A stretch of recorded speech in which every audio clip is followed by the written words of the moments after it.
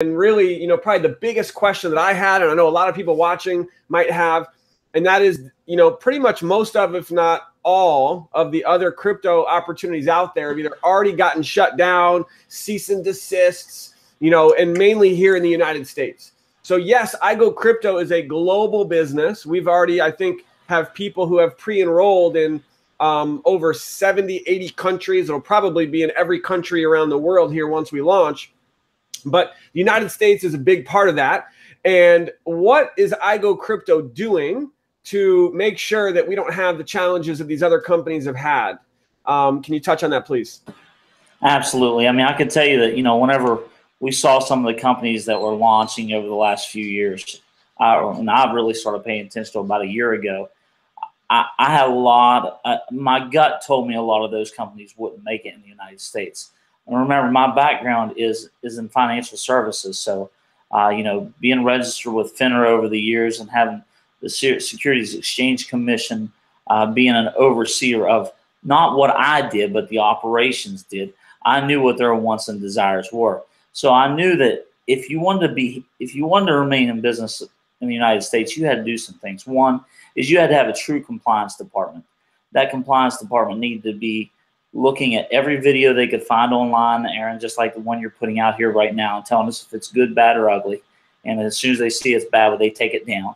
We need to make sure that they were looking at every piece of paper that we were actually putting out as a company, and obviously everything that the reps were doing. So the compliance department was important. But we also know before the compliance department could really help us, we needed to make sure that we had hired the best attorney that we could to help us in the world of multi-level marketing. And then we had to figure, how to figure out who the best attorney was for us to actually navigate the Securities and Exchange Commission regulations. And that's really, really challenging. But what we were able to do is we was able to actually retain Chris Gorman, who is an ex-attorney general of the state of Kentucky. Chris also has some experience of representing many MLM companies. Sorry about that, Aaron. But also, many MLM companies over the years. But his focus is really not to give us a free pass, not to give us anything more than we deserve, but to ask the regulators around the country, such as the other attorney generals that are out there, what is acceptable, what is not, what can we do to make sure that when we are getting close to the line, what do we need to do to jerk away from the line? And really that's how we formed the company iGoCrypto. There was a lot of work before we actually launched and pre-launch to make sure that everything we were doing was above board.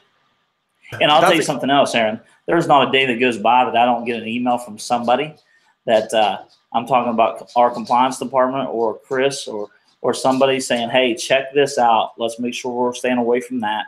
Do this, and those things are important to me. Make sure that we do that.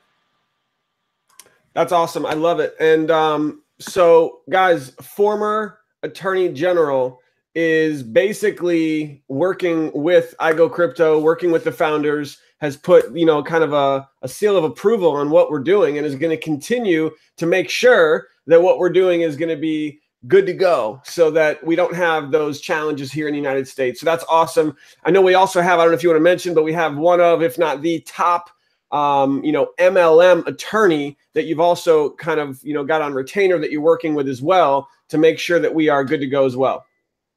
Well, here's two things we know. The attorney and the ex-attorney general or former attorney general, both of them are actually doing jobs that are for iGoCrypto to make us stay in line.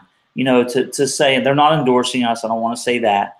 Obviously that we're paying them. So we're paying them to do a job to make sure that we stay really between the lines. We are paying them, but they are not endorsing us as a company.